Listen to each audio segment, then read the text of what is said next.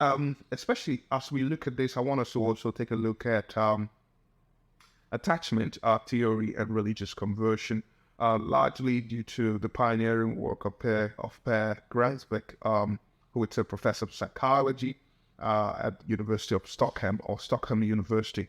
Per Gransvik, let me say a bit about him. Very a gentleman, and although I'm also honored to say he's my friend. I think he's known for his work on attachment theory, and so he proposes that he helped Kirkpatrick to kind of develop the attachment religion framework, and he did some incredible work in that space. And so he proposes that religious conversion can kind of stem from an anxious attachment pattern that is developed in early childhood. And so these patterns kind of refer to individuals who kind of often experience insecurity in their relationships and exhibit a constant need for assurances and even affirmation from others. And so in his theory, or in his attachment religious framework, religious conversion kind of becomes a means to kind of manage and control the distress that's associated with our insecure attachment.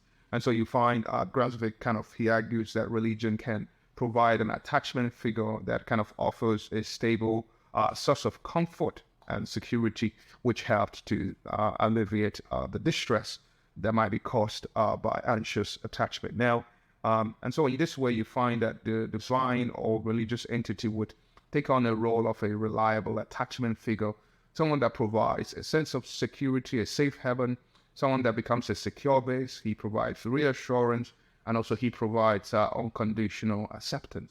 And so the process of religious conversion in this context may kind of involve a transformation of individuals' attachment orientation. Initially, the religious conversion serves to sort of establish an attachment to a divine figure or entity who kind of provides a source of comfort and reassurance.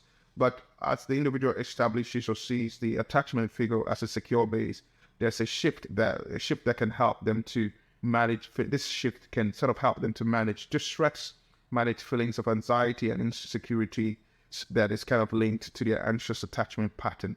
And so over time, however, this attachment orientation might gradually extend to include social relations within the religious community, through their involvement in religious community, and so as a result of that, these individuals can actually form secure, supportive, or rather corrective relationships with fellow believers, which can further contribute to reducing their distress and even their distress, and also promoting a sense of belonging.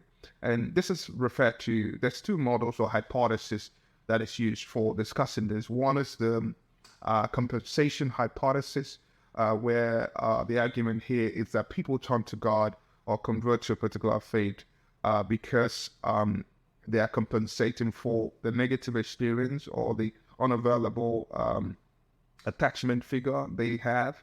And so God plays a role as a proxy, as a substitute attachment figure. On the other hand, the other hypothesis is the correspondence hypothesis. And with the correspondence hypothesis, the argument is that people, you turn to God as a secure, or as an attachment figure by transferring the same internal working model that you had with your previous caregiver or your caretaker.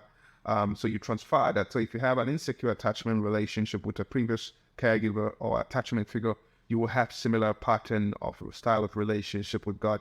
If you have a secure attachment relationship, you'll have similar kind of relationship in your attachment within the context of your attachment experience with a divine entity. And so Gransvik, he kind of suggests that the religious conversion process can also involve a quest for meaning.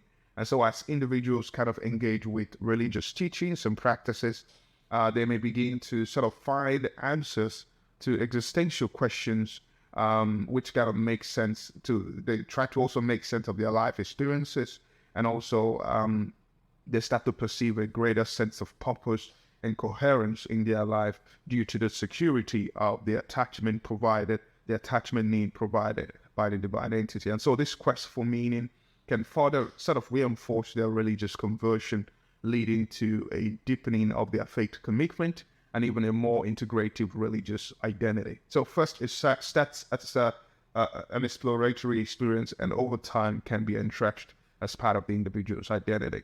And so religious conversion can serve as a coping mechanism for individuals with anxious attachment, and also it becomes a compensatory model, but also this model kind of helps to becomes a source of comfort.